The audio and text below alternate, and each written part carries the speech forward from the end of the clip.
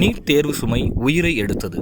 சிவகங்கை மாவட்டம் இளையான்குடி அருகே உள்ள செம்பனூர் கிராமத்தைச் சேர்ந்த ராகுல் தர்ஷன், வயது 17, கடந்த ஆண்டு +2 தேர்வை முடித்து மருத்துவம் படிப்பதையே இலக்காக கொண்டு நீட் தேர்வுக்கான பயிற்சியில் ஈடுபட்டிருந்தார்.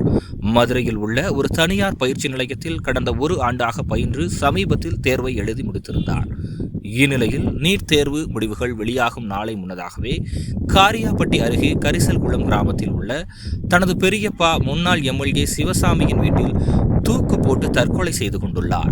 தகவல் அறிந்த காரியப்பட்டி போலீசார் உடலை கைப்பற்றி விருதுநகர் அரசு மருத்துவமனைக்கு உடற்கூறு ஆய்விற்காக அனுப்பி வைத்தனர்.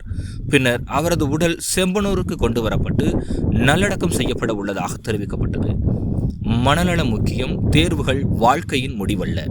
இந்த சம்பவம் மாணவர்கள் எதிர்கொள்ளும் தேர்வு, மன அழுத்தம், அதிரடி தோல்வி, பயம் மற்றும் தொடர்பற்ற தனிமை ஆகியவற்றை மீண்டும் வலியுறுத்துகிறது. தற்கொலை என்பது ஒரே தீர்வல்ல.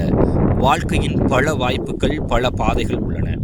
மனநலம் சார்ந்த ஆலோசனை, தற்கொலை தடுப்பு உதவி 14416 என்ற தொலைபேசி எண்ணில் இலவசமாக செயல்படும். மனநல நிபுணர்கள், சமூக ஆர்வலர்கள் வழிகாட்டுவதற்கு தயாராக இருக்கிறார்கள். தேர்வுகள் வாழ்க்கையின் ஒரு படிநிலை மட்டுமே, அதுவே முடிவல்ல. தோல்வியை திறமையை நிரூபிக்க மீண்டும் ஒரு வாய்ப்பு என பார்க்கலாம். மன அழுத்தம் ஏற்பட்டால் தவறாமல் மற்றவர்களுடன் பேசுங்கள்.